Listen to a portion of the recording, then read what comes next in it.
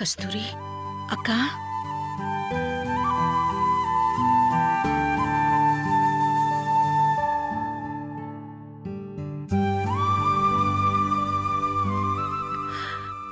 கஸ்தூரி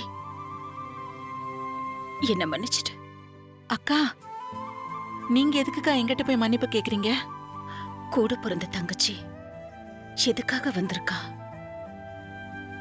அவளுக்குள்ள என்ன பிரச்சனை? அவளோட தேவை என்ன? இதெல்லாம் தெரிஞ்சுக்காம நான் என்னடி அக்கா? தங்கச்சி சொல்லாமலே அவளோட மனசுல என்ன இருக்குன்னு தெரிஞ்சு அத நிறைவேற்றி கொடுக்கறவ தானே அக்கா. நீங்க அப்படிதானேக்கா இருக்கீங்க? அப்படி இருந்தேன்தான். ஆனா இப்போ அப்படி இல்லையே. பிள்ளை பாசத்துல சகோதரி பாசம் கொஞ்சம் விலைக்கு போயிடுச்சு. என் பிள்ளைய நான் எங்க எழுந்துருவேணும்னு நான் பயந்து தடுமாறிட்டேன். பேராசை என்னோட அறிவையும் கண்ணையும் மூடிடுச்சு. அதனாலதான் நான் உன்னை புரிஞ்சுக்காம, உனக்குள்ள என்ன பிரச்சனை இருக்குன்னு தெரிஞ்சுக்காம நான் இருந்துட்டேன். நான் பெரிய தப்பு பண்ணிட்டேன் கஸ்தூரி.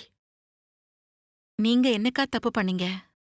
நீங்க எந்த தப்பும் பண்ணலையேக்கா.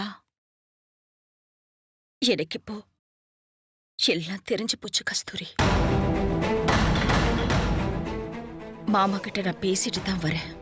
மாமா என்னை பத்தி எதுவும் சொன்னாராக்கா?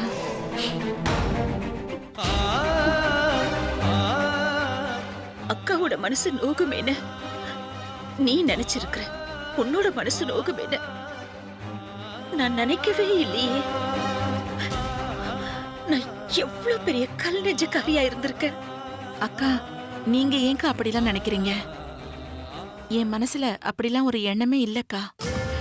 இது பாரு, என் உயிரை கொடுத்தாவது நான் உன்னை காப்பாத்துவேன் கஸ்தூரி. நீ உன் நோயை முழுசா குணப்படுத்திட்டு தான் நீ இங்கிருந்து போகணும். அக்கா, அதெல்லாம் நான் பாத்துக்கிறேன்.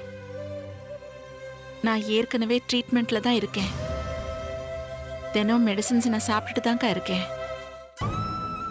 என்னடி நீ மெடிசின் சாப்பிடுற? இன்னும் நீ உன்னோட நோயை குணப்படுத்தாம இருக்க. இத பாரு, நாளை காலையில நீ பேசாம என் கூட வர. நான் உன்னை ஒரு பெரிய ஹாஸ்பிட்டல் கூட்டிட்டு போறேன்.